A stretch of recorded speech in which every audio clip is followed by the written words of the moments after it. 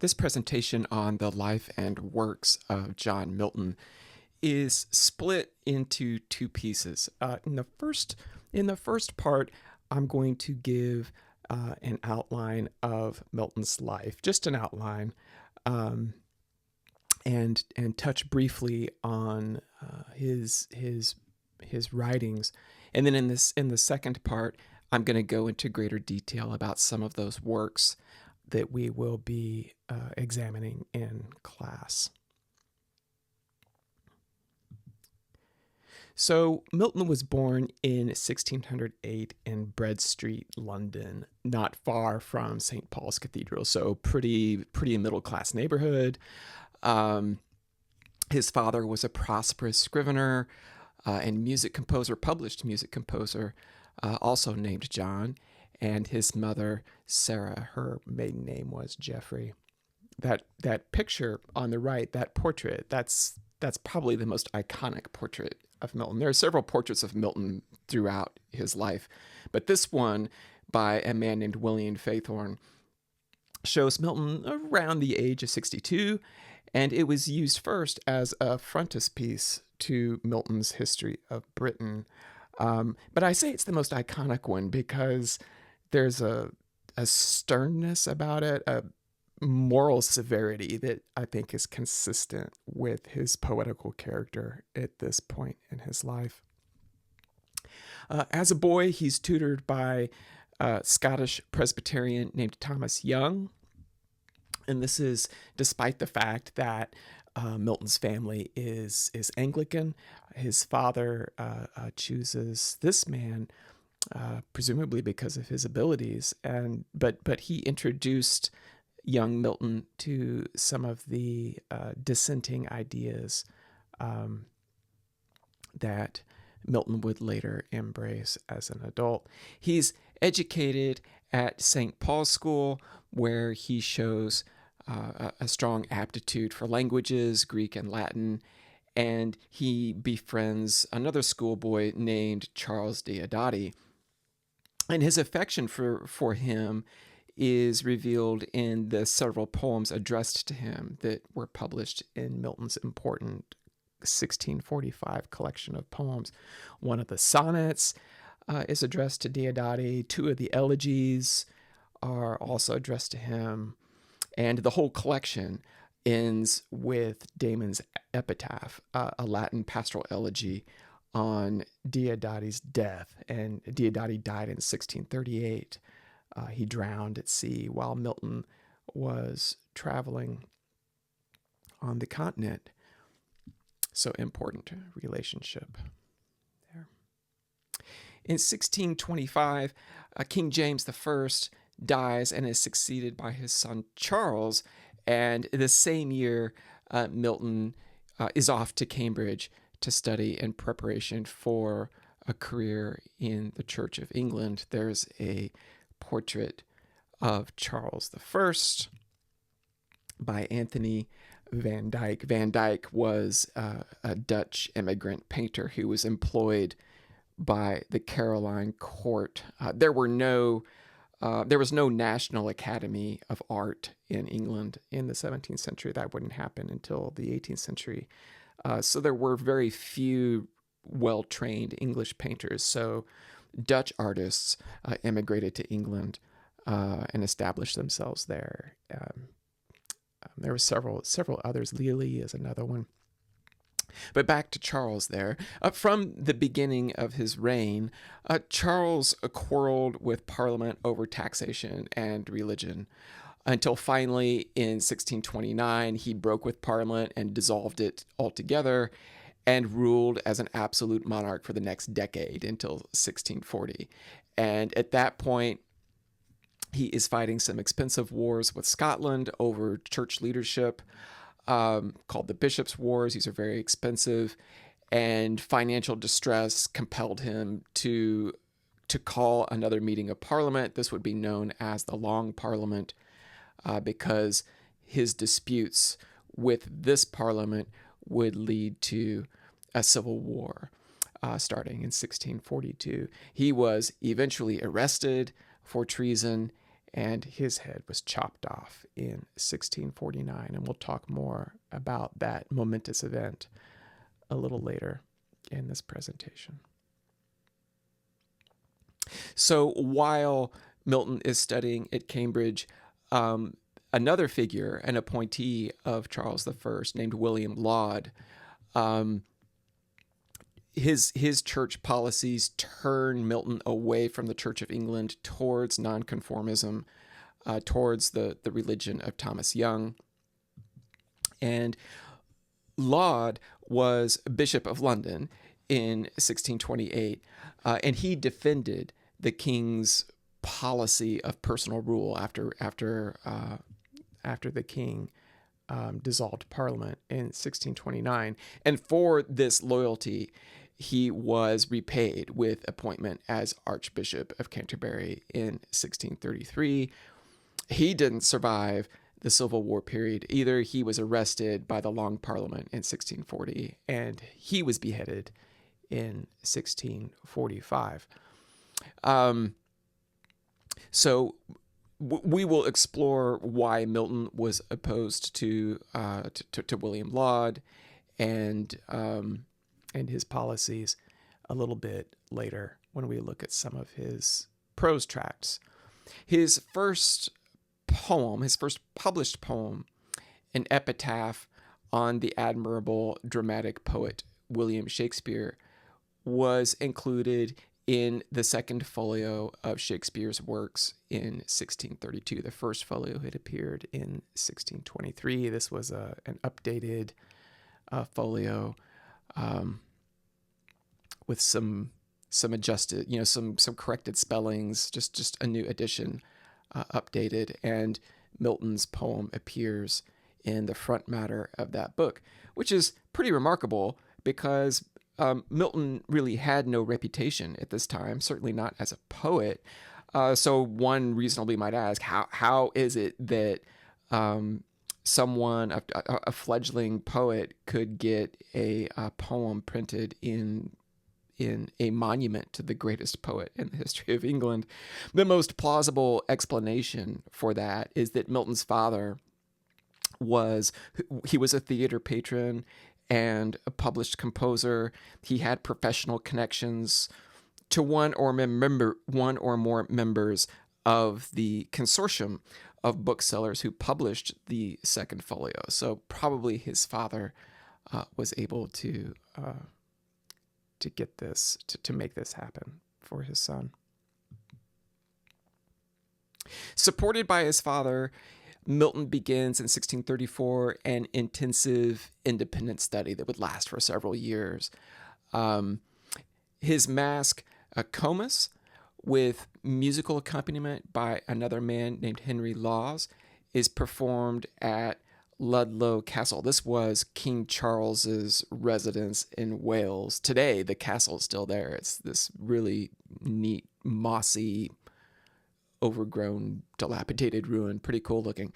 But the masque was performed at the castle to commemorate the appointment of Thomas Egerton, who was the Earl of Bridgewater, as the Lord President of Wales.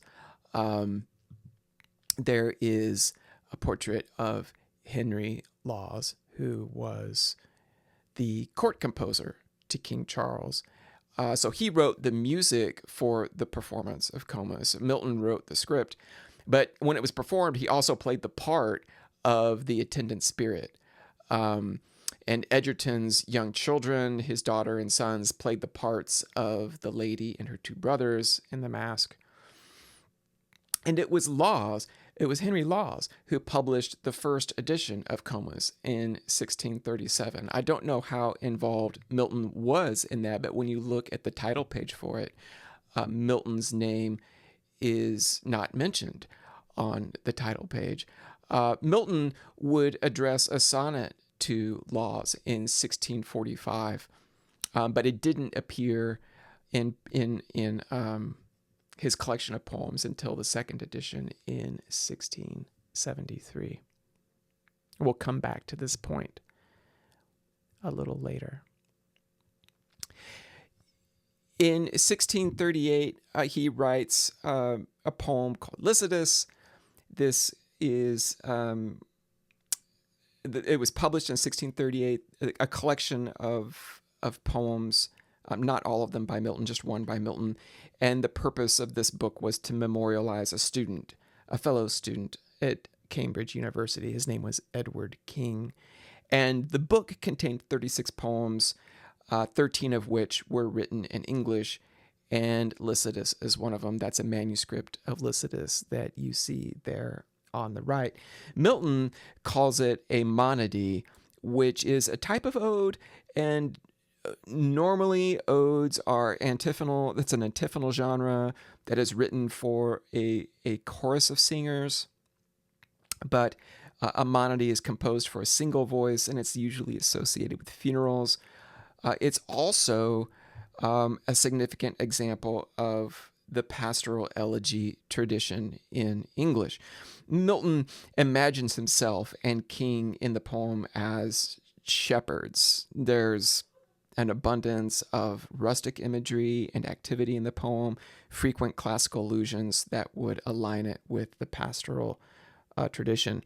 But it's also a politically controversial poem because of its criticism of Laudian church policy, which is sort of veiled in allegory in the poem. But when Milton published the poem in his 1645 edition of poems, he added a subtitle to it in which he states, quote, "In this monody, the author bewails a learned friend and by occasion foretells the ruin of our corrupted clergy." So this would be the most political of Milton's short poems. This manuscript you see on the right of Lycidas, that is Milton's autograph you see there. This was not discovered until the 18th century. It's called the Trinity manuscript, named after Trinity College, Cambridge, where it's currently held.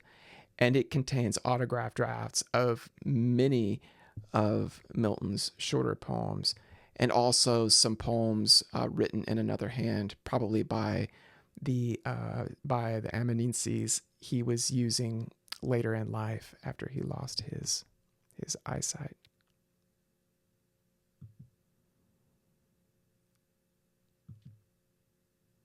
In 1638, he leaves England, travels to France and Italy, where he socializes with many prominent luminaries of the day, including the theologian Hugo Grotius and the astronomer Galileo, who this was late in Galileo's life by the time Milton encountered him, and he was living in house arrest near Florence.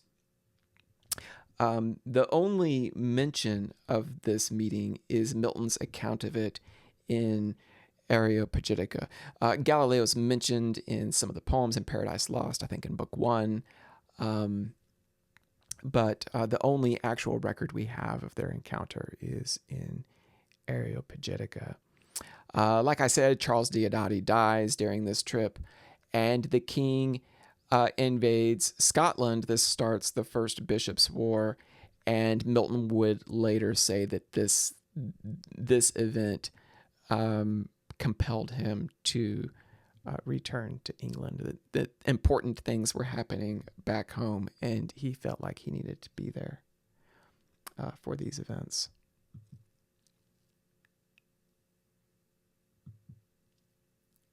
So starting in 1641, he publishes a series of what are called the anti-prelatical tracts, and they appear in very, very quick succession. The first one is called Of Reformation. There it is. We'll talk more about these a little later in the presentation. And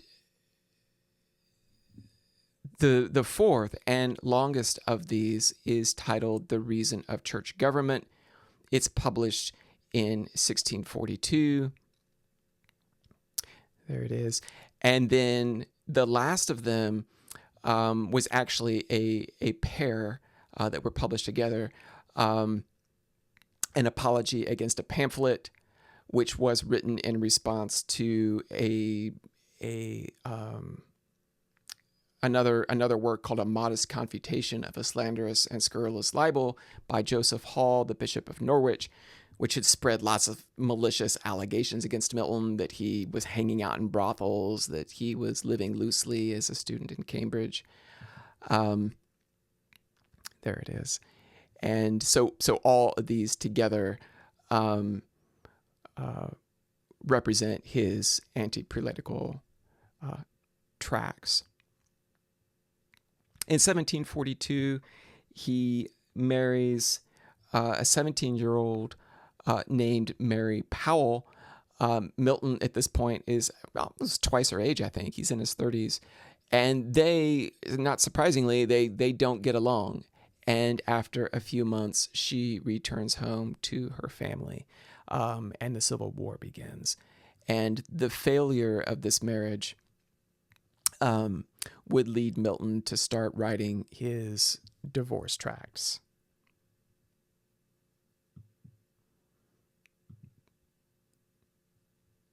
So in 1643, anonymously, he publishes The Doctrine and Discipline of Divorce.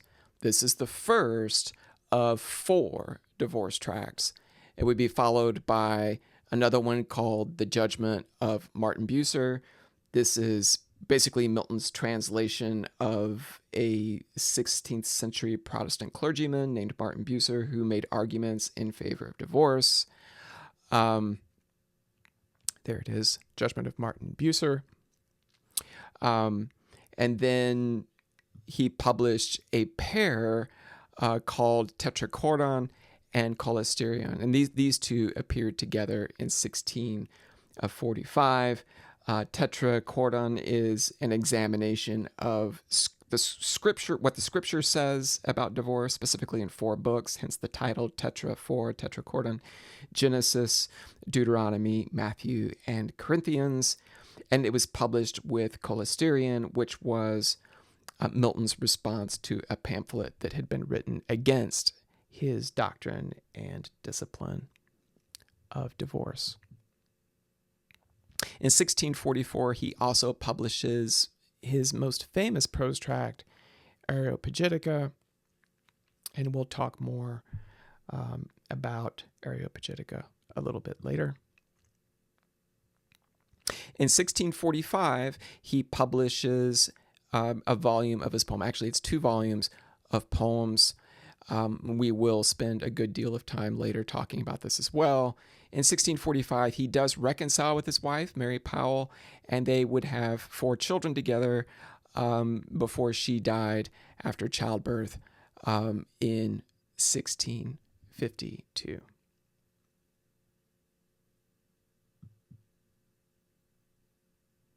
This is not really a portrait of Milton. It's a fantasy. It was painted in the early 1790s by a portrait painter named George Romney. It shows Milton, and seated to his right would be his daughters. This image of Milton and his daughters tends to favor a sentimental interpretation of Milton as the blind patriarch, and poetic genius at the same time. And that this narrative of Milton as a father was favored by 19th century biographers. There were his daughters sitting there dutifully reading to him and taking dictation. But by firsthand accounts, by people who knew him or who knew his daughters, the way that Milton felt about women generally transferred to his daughters as well. And they did not have a particularly healthy relationship. So this image shows the execution of Charles I in January 1649. This is a huge event in the history of England. A pretty graphic portrayal of the scene outside the banquet hall on Whitehall, just a street behind the banqueting house in 1649. I don't know if Milton was present for the execution, but I would not be surprised if he was. This was such a big event, and as you can see, it was well attended. And Milton would go on just a few weeks after this event. He would write a tract called The Tenure of Kings and Magistrates, essentially defending the regicide of Charles I. And this would launch his career as a propagandist for the new Republican Commonwealth that was established in the wake of this event. In March of 1649, the new Council of State appoints Milton Secretary of Foreign Tongues. They were pleased with his work. They saw what a talent he was, and they needed someone with skill in Latin to be able to communicate. Latin was sort of the universal language of diplomacy in the 17th century, and so Milton served in that capacity, communicating with foreign leaders. One of the first things that Council of State asks him to do is write a work called Iconoclastes in response to a piece of royalist propaganda, supposedly written by Charles I before his execution, but it wasn't. Almost certainly was not written by Charles I, called Icon Basilica. And we'll talk more about these two works a little bit later. Also, in 1649, Milton's eyesight is deteriorating. There's Iconoclastes, the title page to Iconoclastes.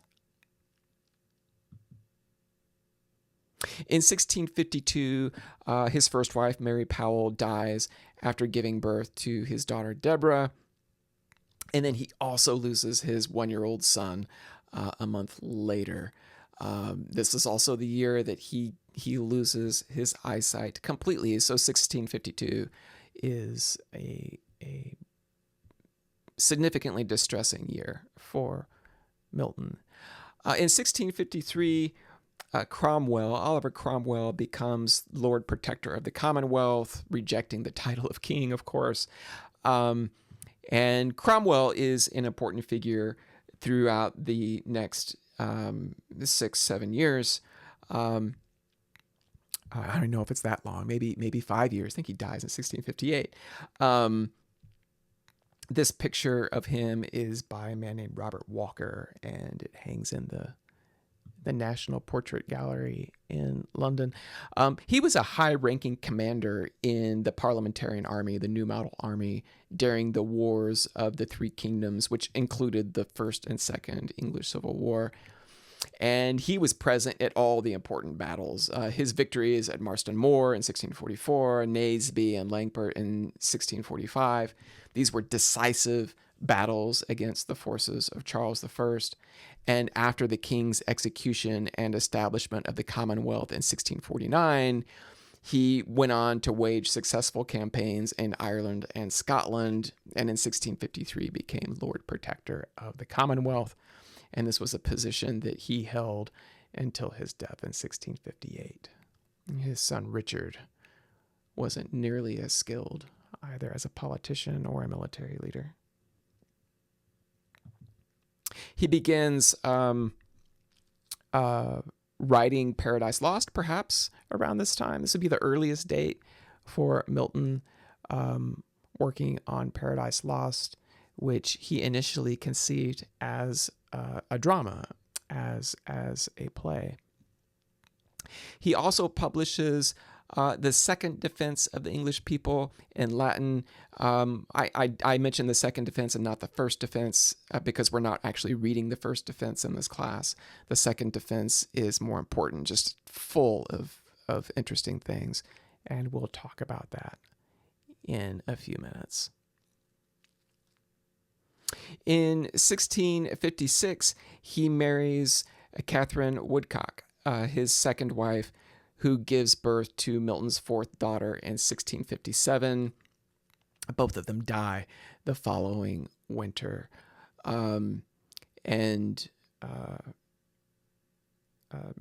It's believed that Milton's sonnet, "Methought I saw my late espoused saint," is a poem about his second wife, Catherine Woodcock. Cromwell dies in 1658 and is succeeded by his son Richard, who is inept and eventually leads to the restoration of the monarchy in England. In 1569, should be 1669, he publishes a work called A Treatise of Civil Power. And this is a treatise addressed to Parliament. It's one that we're going to read. And it's Milton's most radical statement on religious freedom, arguing that it is a matter of individual conscience, and it's not something that the state, that neither the state nor ecclesiastical authority has the right to interfere with. So he's opposed to the establishment of any official state church. He sees that as sort of an inherently flawed venture, and encourages instead personal relationships with Scripture. Oliver Cromwell's son Richard, also in this year, is deposed by military coup and goes into exile. This leads to the reinstatement of the Long Parliament, and which basically is the defeat of the Republic. Fearing royalist retaliation, Milton goes into hiding, but nevertheless, despite being blind and fearing for his life, he publishes 2 editions of A Ready and Easy Way to Establish a Free Commonwealth, which we'll talk about later. Charles II accedes to the throne in May of 1660, and this begins the period of the Stuart Restoration. And there's a portrait of Charles II by an artist named Philippe de Champagne. This was painted in the 1650s while Charles was still living in exile in France, looking a lot like his father, but this is in a strange kind of mirror echo also of the portrait of Cromwell. I love this 17th century fashion of the shirt collar over the suit of armor. I think that's pretty cool. We should bring that back. So once Charles is back and he's on the throne, Milton's political tracts are burned publicly, so you can understand why Milton would be concerned for his safety. There is an act that's passed, the Indemnity and Oblivion Act, in August of 1660 that basically forgave some people who were involved in the protectorate. But Milton is arrested anyway. He's eventually caught. He's arrested despite the Indemnity and Oblivion Act, and he is briefly imprisoned. Fortunately, Milton has important friends who are close to the king. One of them is a man named William Davenant. There he is with his partially reconstructed nose. He had syphilis, and his nose rotted away and had to be reconstructed. So that's why it looks funny in the portrait. He was a playwright and poet, very important one. He was poet laureate in 1638, appointed by Charles I. And he was obviously, as a poet laureate, he was a supporter of Charles I. He was obviously a royalist and joined the cause during the Civil War. He was arrested and imprisoned in 1650, and it was probably Milton who saved him from execution. After the Restoration, Charles II granted him one of the 2 royal charters to reopen public theaters in London. The theaters had been closed since 1640. And it was Davenant's close connection to the throne that allowed him to repay Milton for Milton probably saving his life in 1650. And he argued favorably on Milton's behalf. The other poet involved in this was Andrew Marvell, who was a friend of Milton's, and he, like Milton, was a gifted linguist. And Marvell was involved in the he was a parliamentarian. He was close to Sir Thomas Fairfax, who was commander-in-chief of the New Model Army, and basically Cromwell was basically under him. And then Cromwell eventually succeeded Fairfax. From 1757, Marvell served with Milton as Secretary of Foreign Tongues. He was a member of Parliament when Milton was arrested, and like Davenant, he urged clemency for Milton and would eventually contribute a prefatory poem to the second edition of Paradise Lost in 1674.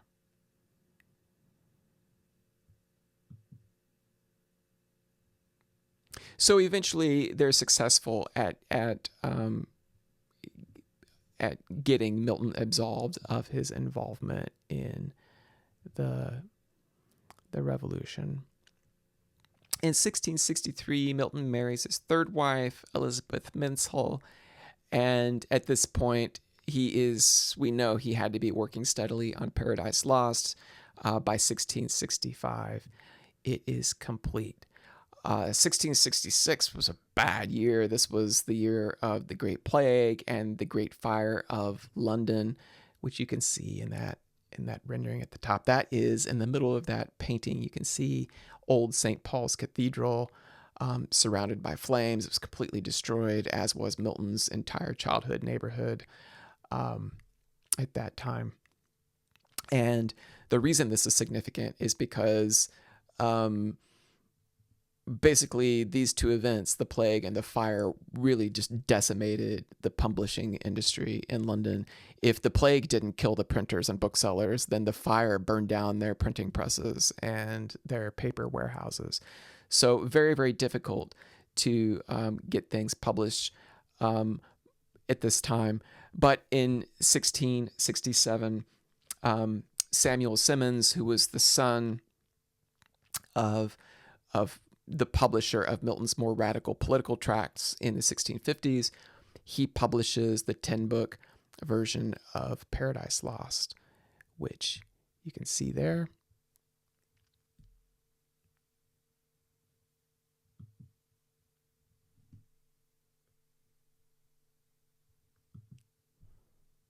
In 1671, Milton publishes Paradise Regained and Samson Agonistes. And in 1673, publishes an expanded edition of the 1643 poems. 1645.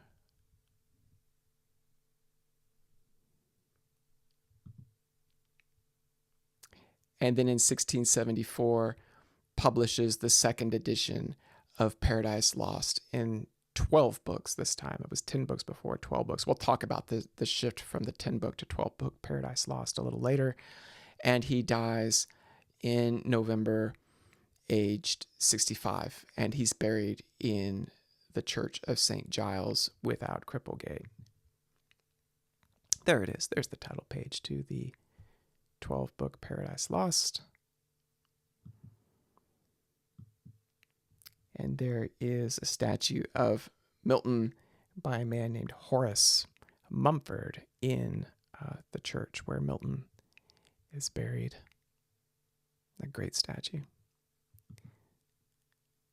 This is a stained glass window. This was not made during Milton's lifetime. This is actually a Victorian creation from 1888. It's the Milton Memorial window at St. Margaret's Church in Westminster. Milton attended this church in the 1650s when he was living in Westminster, working for the Commonwealth, and he was probably married to his second wife, Catherine, in this church, and Catherine and their infant daughter are actually buried there. They died in 1658 and are buried there. And it's a pretty cool window. It has scenes from Milton's life in the center, and then around the periphery are scenes from Paradise Lost, and across the top, Paradise Regained. This window was actually damaged in World War II. Allied bombs blew out one of the lights. I think it's the second one down on the right, and it had to be completely redone. And it looks slightly different from the others. Adam and Eve look a little pinkish in that one compared to the others. But it's amazing that it survived at all. So here's an example. That scene down the bottom there, that's Milton meeting Galileo in Italy in 1639. And then as a centerpiece is this image of Milton. Again, Milton with his daughters. This is a very typical sort of sentimental Victorian fantasy of Milton as the sort of the benevolent patriarch in the home, and his daughters performing dutifully, listening to him recite and recording his profound wisdom since he couldn't see. The illustrations to Paradise Lost are on the left and right side. So in the bottom left there, we see this is Satan from book 1. I really like his wings. They're very colorful. And then this one on the right, this shows Satan spying on Adam and Eve, envious of their happiness together. And then here's the temptation scene. I love that blue with the serpent. I don't know what the rabbits are all about, but I like them. And then across the top are scenes from Paradise Regained. I'll just show you one of those. This is the scene.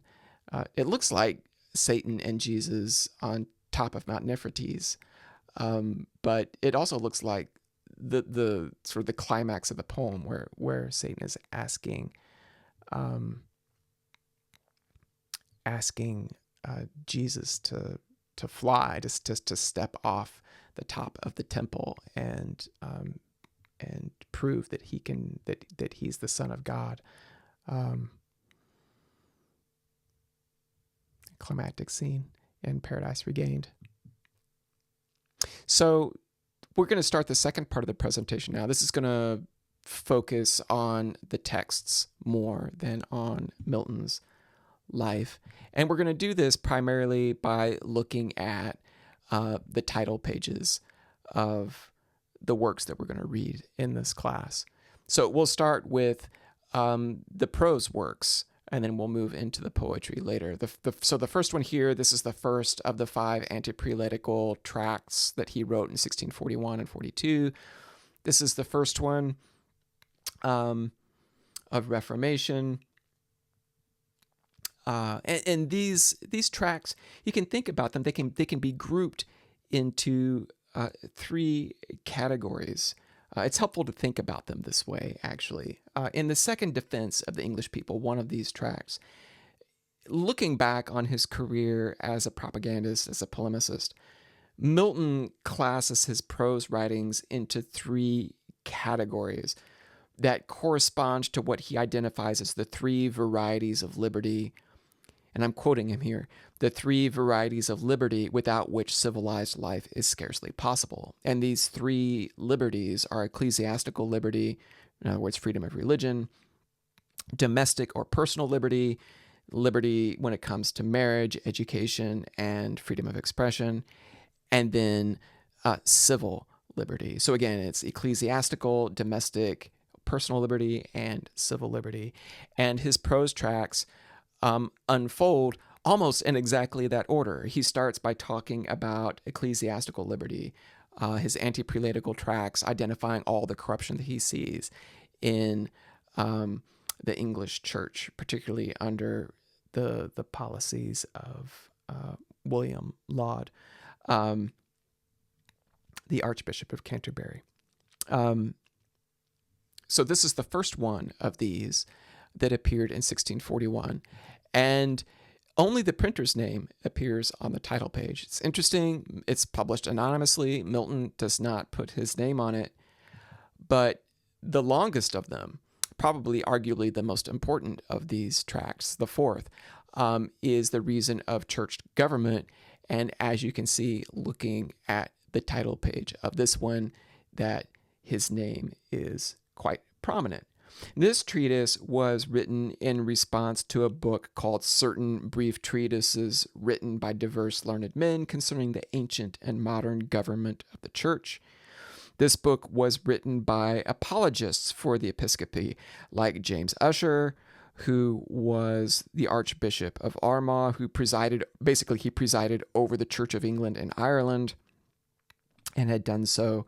He was an appointee of James I, actually. Another one of these apologists was named Lancelot Andrews, who was Bishop of Winchester, and he oversaw the King James translation of the Bible.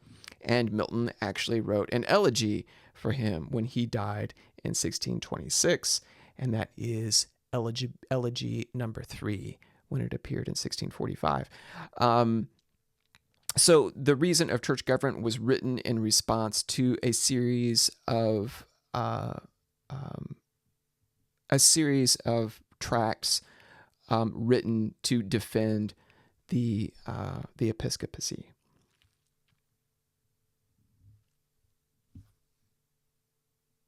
Which Milton did not defend. He attacked it. And we'll talk about why when we discuss this in class.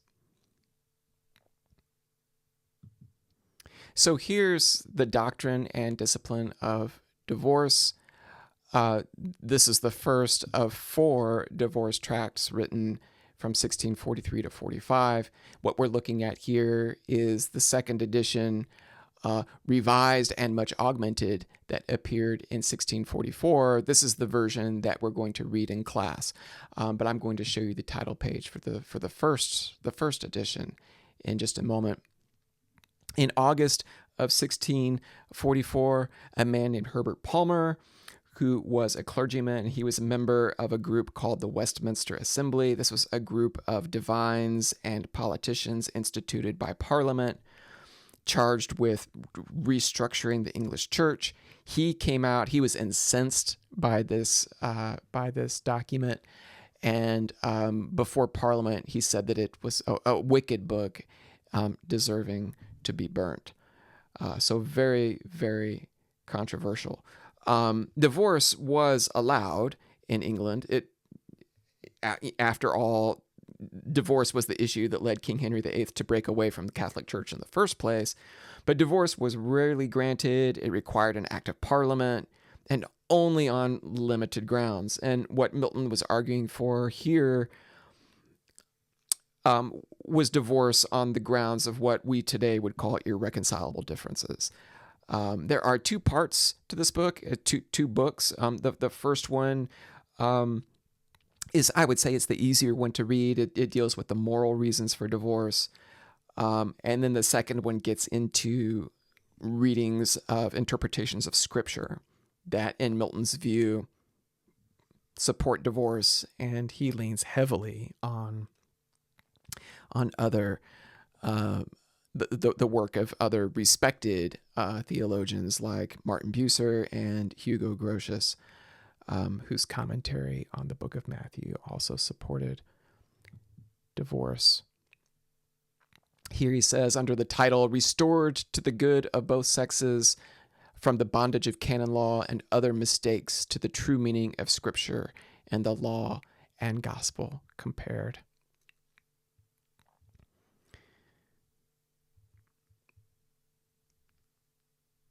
So here is the title page to the 1643 edition.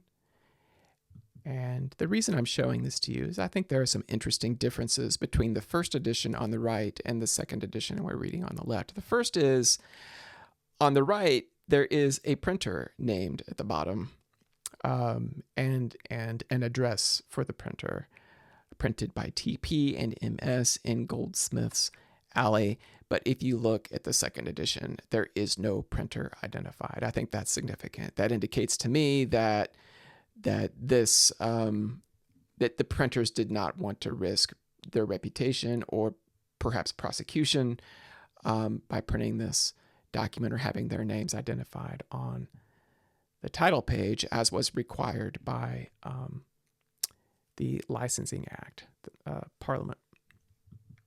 Another difference is that in the 1643 edition, we have one biblical quotation from Matthew 13, 52, which is actually quoted a little differently between the two versions. The two quotes are not quite identical, which is curious to me. I don't have an explanation for that.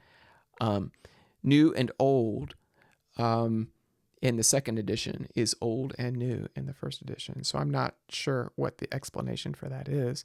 But in the second edition, Milton adds a quote from Proverbs. He that answereth a matter before he heareth it, it is folly and shame unto him. So I think that's pretty clever. That shows that Milton was quite aware of the opposition that this tract had received by the time the second edition came out in 1644.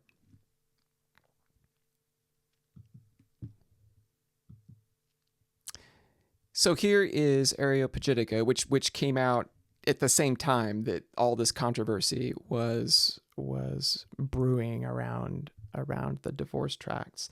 The title refers to a speech composed by an ancient Athenian rhetorician named Isocrates, who sought to restore the authority of the High Court of Athens, called the Areopagus, and the role of this court in Greek society, in Isocrates' view, had been weakened, attenuated by a series of judicial reform movements.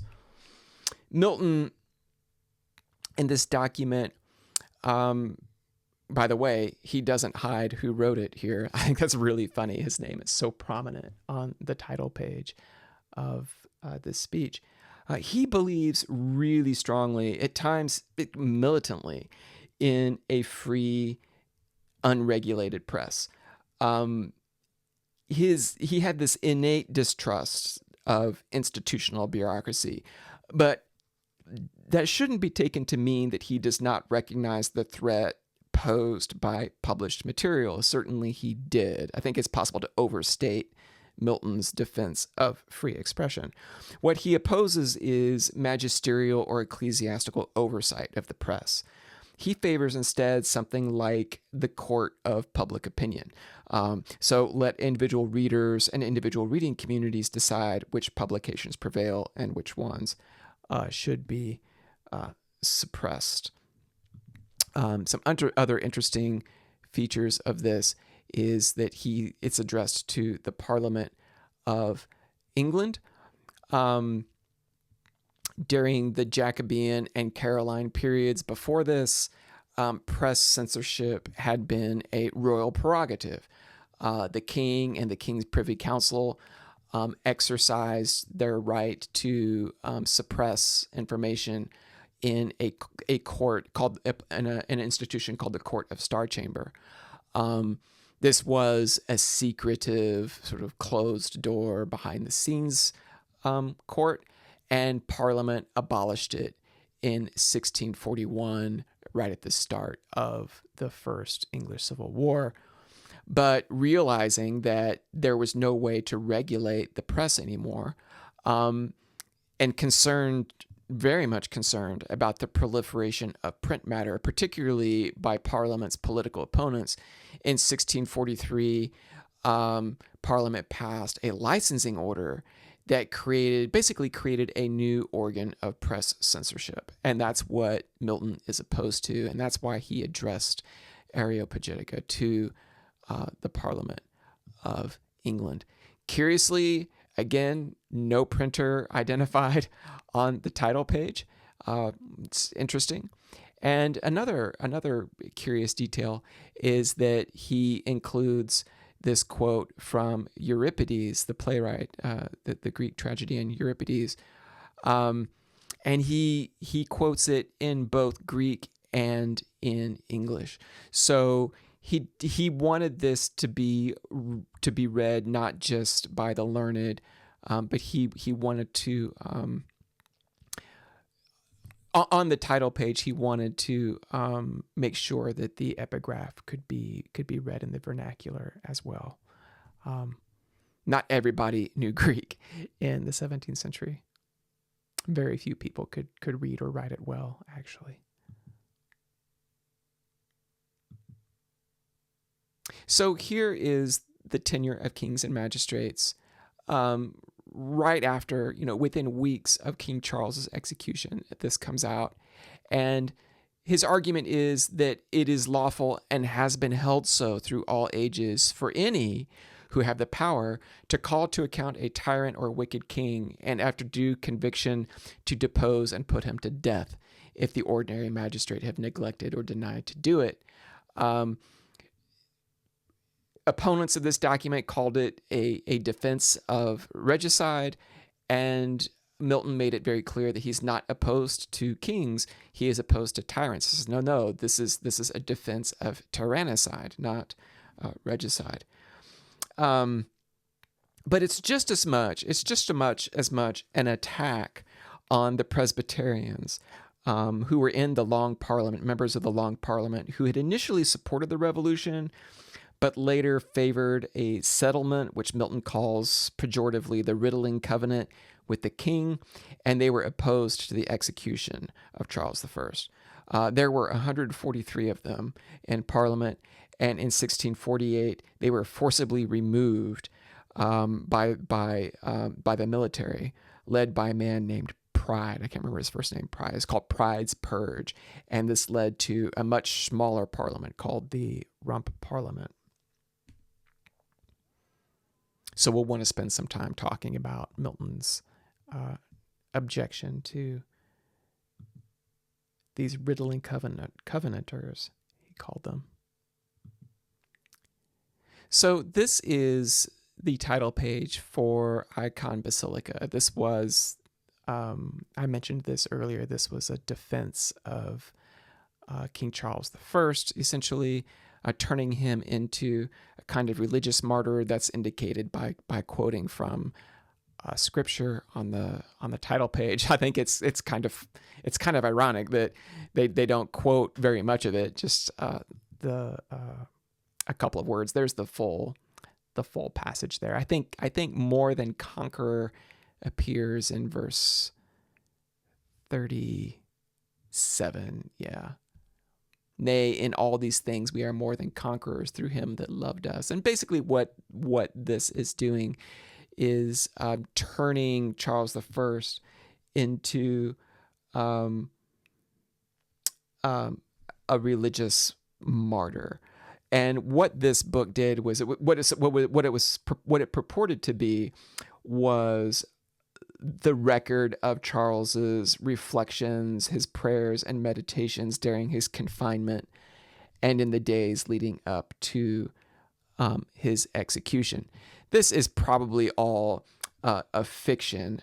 Even Milton expresses skepticism of the king's authorship, and it's now believed that all of it was written by John Gauden, who was the Bishop of Worcester at the time, who started out as a parliamentarian, but later turned royalist. So actually, Charles didn't write any of it. This is the frontispiece to the book, engraved by a man named William Marshall. This is a very, very skillful engraving, and this was the same. This would be the same man that made this frontispiece for Icon Basilica in 1649, was the same man that did the frontispiece to Milton's edition of poems in 1645, and we'll go back and take a look at that frontispiece a little later. So William Marshall made this frontispiece, and it's extremely complicated. It's just rich in iconography. But basically, I think what one might notice most obviously is that the crown, the royal crown, is on the floor beside his table there, and he's holding the crown of thorns, basically assuming the identity of a martyr. And in Milton's response to this, the Iconoclastes, which he was asked to write in response to Icon Basilica, Milton says, I'm gonna quote it. It's worth quoting. He says, "They who govern ill those kingdoms which they had a right to, have to our Savior's crown of thorns no right at all. Thorns they may find enough of their own gathering and their own twisting. For thorns and snares, saith Solomon, are in the way of the froward. But to wear them as our Savior wore them is not given them to suffer by their own demerits." So much of Milton's response to this, the Icon Basilica,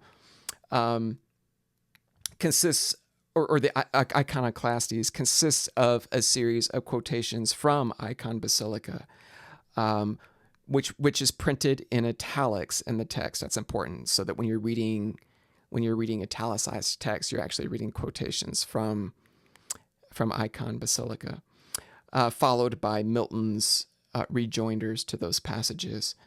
And you can see there that in the bottom I've highlighted published by authority, and the printer just below that, Matthew Simmons. His son, Samuel Simmons, would publish Paradise Lost in 1667 and 1674.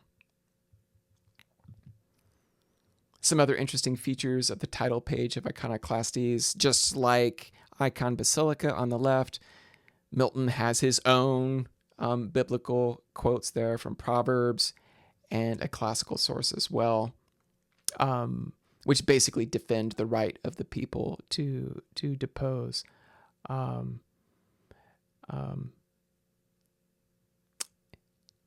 tyrant.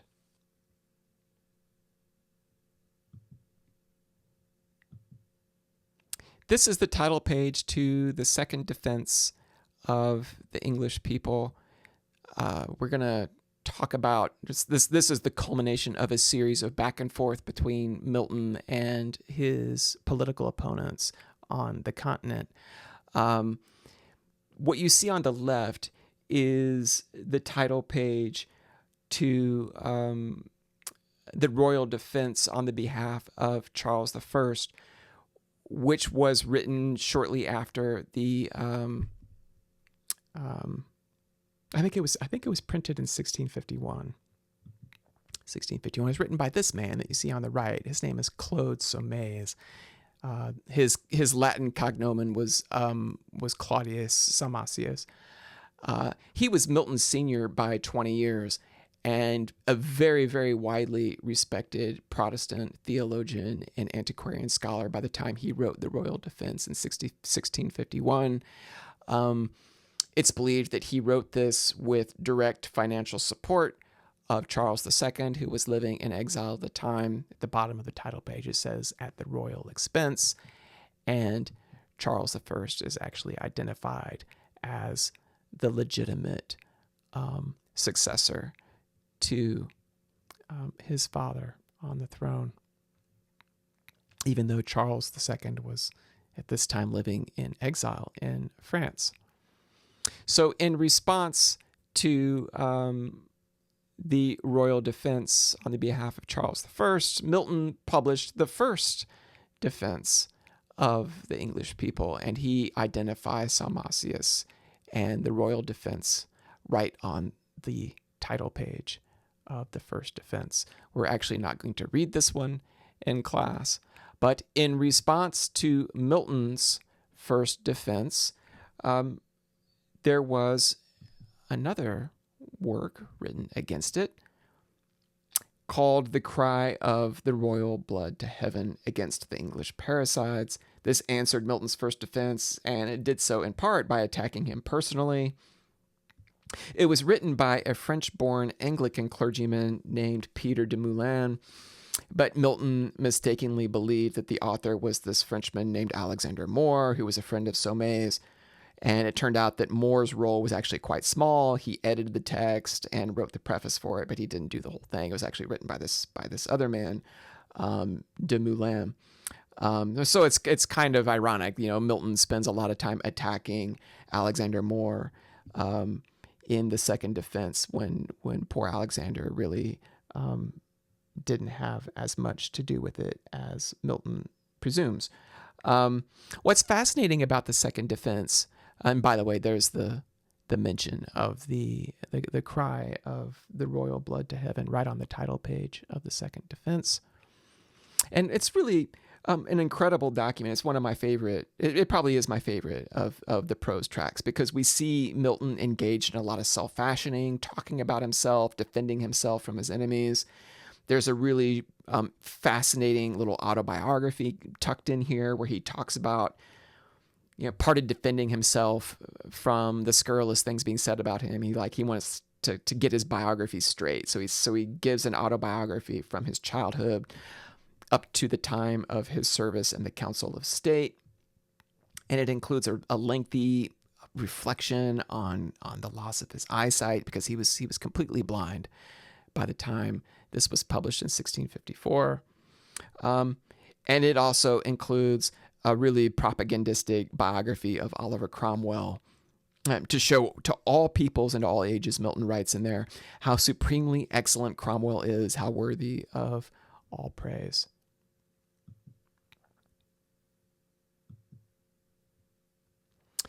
The ready and easy way to establish a free commonwealth. This appeared in 1660. This was Milton's last major prose tract before the Restoration in May, the return of Charles II. And basically, it's a defense of the liberties, the three liberties for which he had been arguing over a career spanning nearly 2 decades, and which he feared would be lost now with the reestablishment of the monarchy.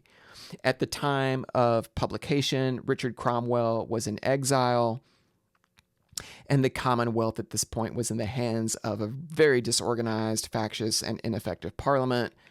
And basically, momentum had turned in favor of the monarchy. And Milton recognized this. He saw that the end was coming. Nevertheless, he went ahead and put this through a second edition after many of the Presbyterians that had been expelled in Pride's Purge had returned to Parliament. And so Milton, after this, this is the first edition. This is the first edition. The second edition that came out later in 1660, the printers' names were left off. The booksellers and printers did not appear on the title page, which showed just how dangerous Milton was becoming. And after the Restoration, Milton would go into a period of hiding, on the run, afraid of being caught. A lot of his political allies were being caught, imprisoned, and some of them executed. The inconveniences and dangers of readmitting kingship in this nation. So that's it for the prose tracts. We'll talk now about the poetry.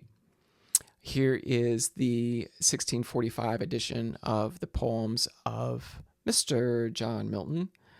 Some curious features of this. The poems are organized into 2 groups. Remember, it's 2 volumes. There's a vernacular group of poems, poems written in English and Italian, and a classical group in Latin and Greek. The vernacular section includes many of Milton's most recognizable poems. On the Morning of Christ's Nativity is the first poem, I believe. And it concludes, this section, the vernacular section, concludes with Comus, probably because it was Milton's most well-known work at the time, and it's given a separate title page within the book. This indicates not only its privileged position in the book, but also, I think, its reputation. And as I said earlier, it had already been printed separately by the court musician Henry Lawes, and he is actually mentioned on the title page, which I think is kind of curious. Why would Milton put this on the title page? And there are a couple of potential explanations for it. I think on the one hand, it gives the book of poems a kind of cultural legitimacy. Here is somebody who was a member of the court, somebody of cultural importance, who's linked to Milton's name. I think Milton saw the advantage of putting that on his title page. But I also think it provided some political protection for Milton, that it showed that he had friends in high places. I think it was a political message as well. So the classical section, called the Poemata, also got a separate title page, printed entirely in Latin, all the way from top to bottom in Latin. And the poems here are subdivided into a couple of sections. There's a section of elegies and epigrams, which are composed in elegiac couplets of alternating hexameter and pentameter lines. By the way, all this is written in Greek and Latin. What we're going to read in class are English translations of it. And then a separate section of poems after that in other antique verse forms.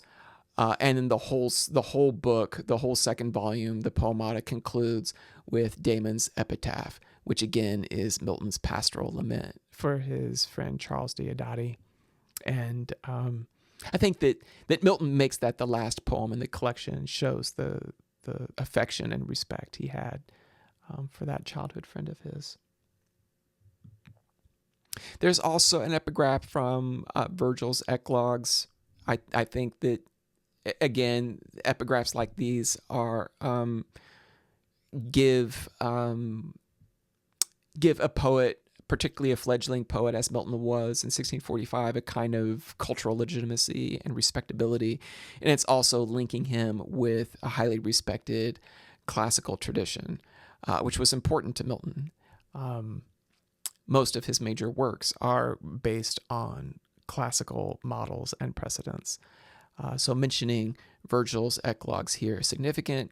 Virgil's Eclogues are a series of pastoral poems, and Virgil's career followed a trajectory from writing sort of small scale things to big things. He goes from writing pastoral lyric poems to writing his big epic, the Aeneid. And Milton would imitate that in going from short poems to writing his big epic in the 1660s.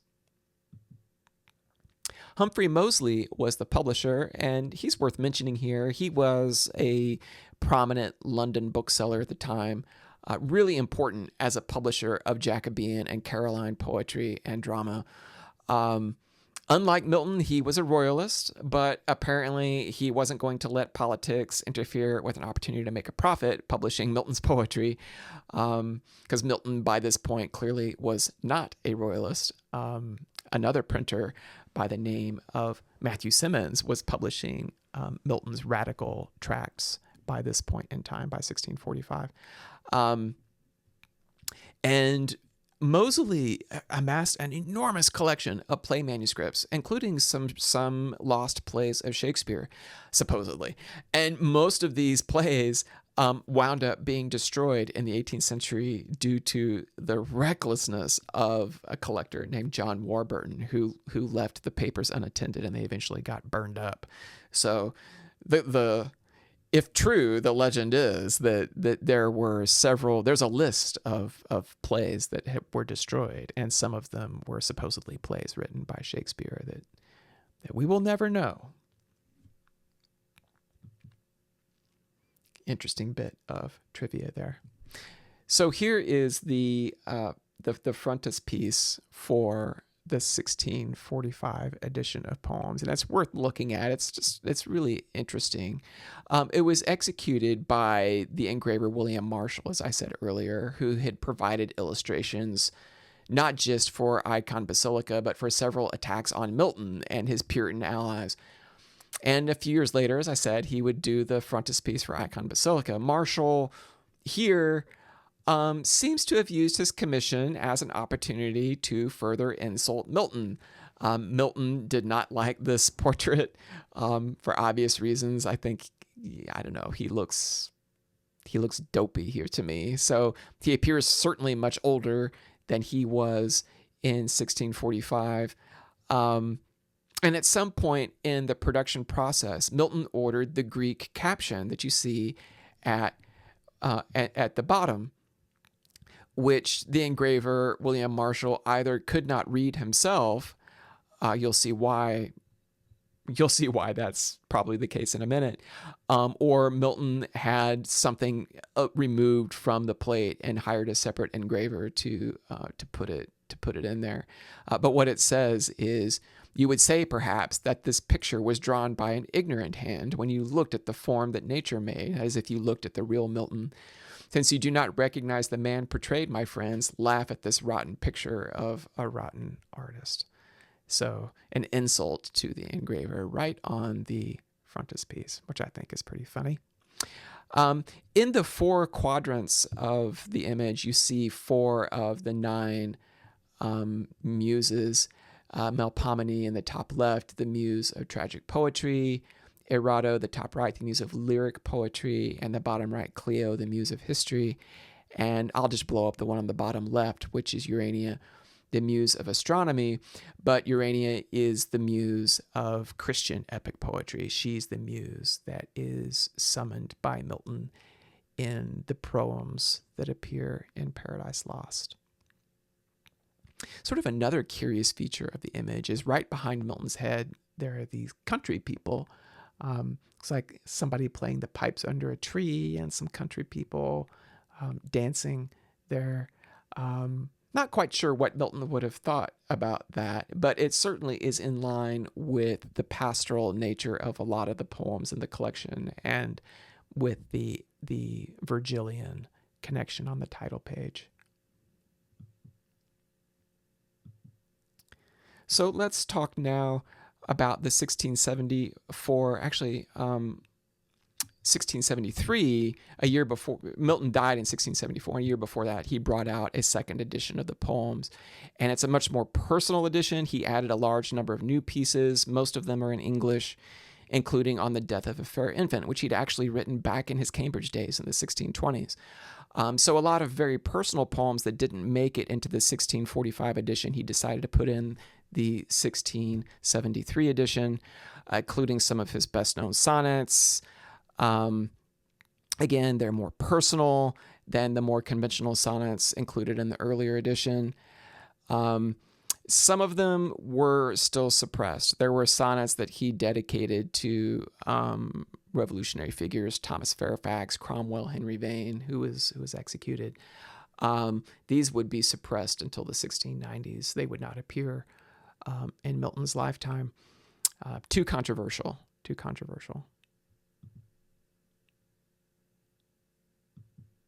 So Paradise Lost. This is the title page for the 10-book version of 1667. For the second edition of 1674, Milton would split books 7 and 10 to bring the total number of books to 12. Milton probably rejected the 12-book structure of Virgil's Aeneid, which would be the appropriate model for him. The Aeneid is in 12 books. But in the 1660s, Virgil had become the predominant Latin model for poets like Dryden, who were favored by the court of Charles II. So in adopting the 10-book structure, Milton may have had in mind Lucan's, the Latin poet Lucan's anti-imperial epic poem Pharsalia, or the Civil Wars. And that poem deals with Julius Caesar's defeat of Pompey the Great, which brought a tragic, catastrophic end to the Roman Republic, which would be a totally appropriate model for Milton to use for Paradise Lost in putting it into a 10-book format. He would eventually go with the 12-book format later. In 1668, the 10-book format went through, there were a series of reissues.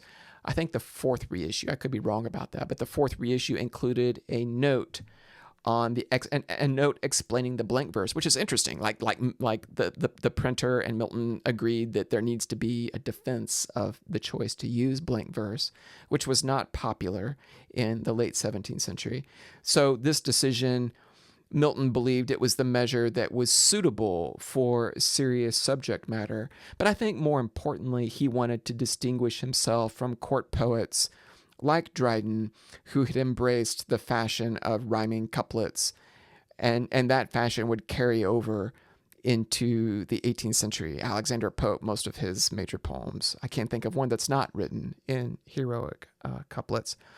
And so, quoting from Milton's defense of blank verse in his note on it in this reissue of Paradise Lost, he says, quote, "This neglect of rhyme so little is to be taken for a defect, though it may seem so, perhaps, to vulgar readers, that it rather is to be esteemed an example set of ancient liberty recovered to heroic poem from the troublesome and modern bondage of rhyming." That kind of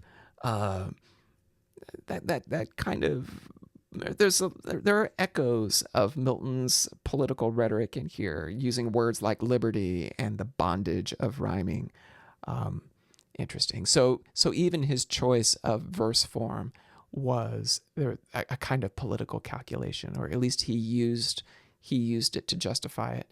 The reissue also included the prose arguments, which were not included in the original 10-book edition, although they were all packed at the front. Not until the 12-book edition did they appear before each one of the individual books.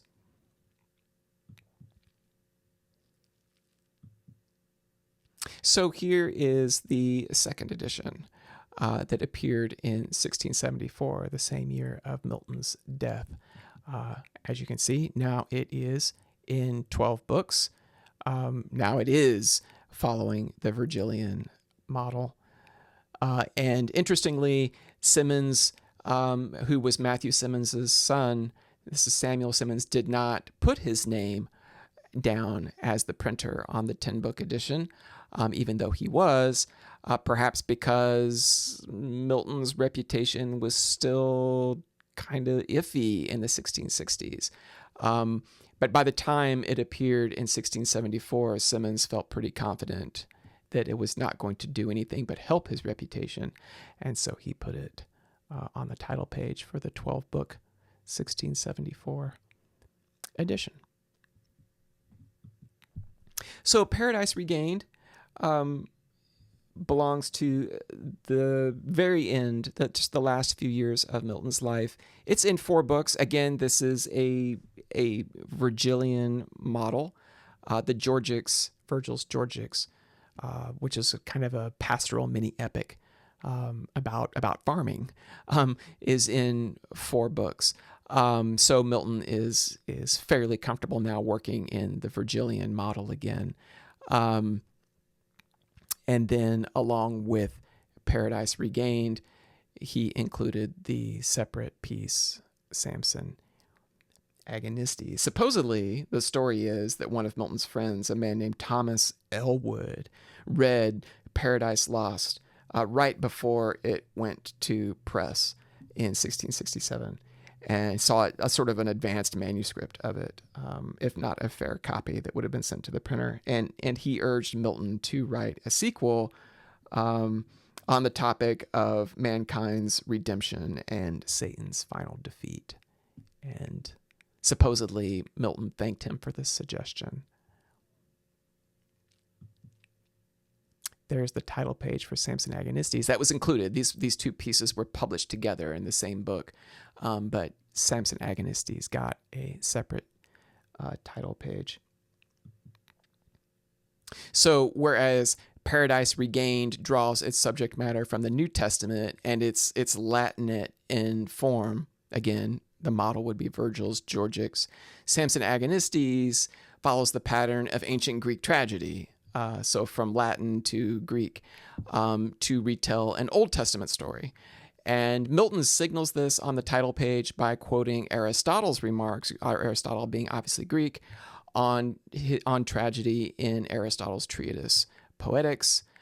from which Milton derived his own theory of tragedy, which he presents in the preface to the poem. Classical tragedy for Milton was a form of protest against what he saw as the vitiated theatrical taste of the Restoration period. In the preface to Samson Agonistes, he explicitly identifies the play as a tragedy on the title page. He calls it a dramatic poem.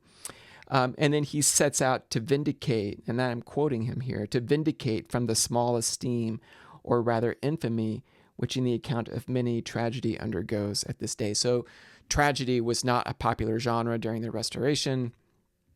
Witty comedy was all the rage, city comedy, and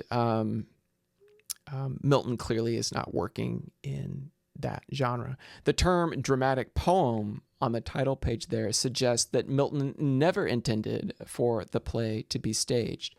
Rather, it was written to be read. And so this is a kind of a reversal of Comus, which Milton had written for performance, not to be printed, and it wound up being printed anyway. In any case, since the Restoration in 1660, the public theaters in London operated under royal charter, and there were two of them, two theaters, Drury Lane and Lincoln's Inn Field. And this would have made any kind of partnership with Milton uncomfortable. So there was very little chance that Milton was actually going to have a play be performed. And a classical tragedy like Samson Agonistes didn't align with period tastes anyway, as I already explained, and as he makes clear in the preface to the poem.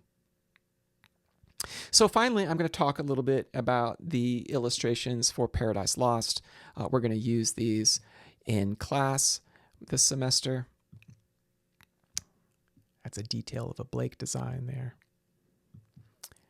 So here is, this is the first illustrated edition of Paradise Lost, which was published by Jacob Tonson in 1688. Milton was dead by this point. Tonson was mostly known for his work with John Dryden. Most of the drawings in it are by the Dutch immigrant painter John Baptiste de Medina, and they were engraved by another Dutch artist named Michael Burgess. The drawings for books 1, 2, and 12 are believed to be the work of a different artist named Henry Aldrich, and another artist, Bernard Lenz, did the drawing for book 4. So that means that 8 of the 12 are by Medina, and this is not one of Medina's drawings. This is the illustration for book 1. It shows a fairly conventional Satan with the horns and the snakes in his hair and the scorched wings. And I'll just show you one other one here. This is book 7 that shows Raphael discoursing with Adam and Eve, looking appropriately submissive there in this image. A very different take on Satan here. This was an edition published by two brothers named John and Josiah Boydell, and they were really famous in the late 18th century for their Shakespeare gallery, and they would go on to publish this wonderful edition of Shakespeare. A very, very popular edition of Shakespeare. But before that, they published this monumental edition of Milton's works in 1795. And their idea was that England's great bards should be illustrated by English artists. So the frontispiece designs for Paradise Lost were executed by an English painter named Richard Westall, working in a very classical idiom here. All of the medieval trappings, the horns, the pointed tail, the hooves, all that's gone. Satan here looks like a Greek god. And there is his portrayal of Eve and the garden, again, modeled on classical canons of female beauty, the goddess Venus, for example. I think he gets the hair perfect, the way Milton describes Eve's hair in the poem. Here's William Blake's take on Satan, sin, and death. I think it's pretty easy to pick them out here.